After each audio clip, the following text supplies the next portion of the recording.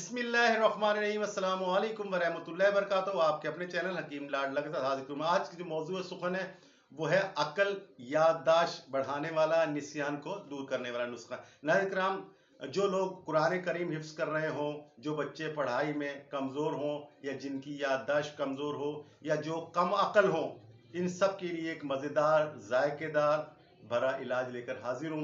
नाज़रीन किराम, सिर्फ ये करना है कि असर और मगरिब के दरमियान एक वक्त मुकर्रर कर लें और ताज़ा गर्मा गर्म कम से कम आधा पाव जलेबियाँ रोज़ खाना शुरू करें। जलेबियाँ खाना शुरू करें, इंशाअल्लाह ताला जो है ना, असर और मगरिब के दरमियान जब आप जलेबी खाएंगे तो उससे दिमाग की कमज़ोरी ख़त्म होती है।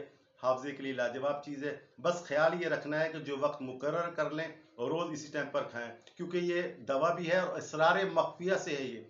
ठीक है, असरार मख्फिया से वाबस्ता इलाज है। कम से कम 40 दिन करें, बच्चे बूढ़े औरतें सबके लिए शानदार इलाज।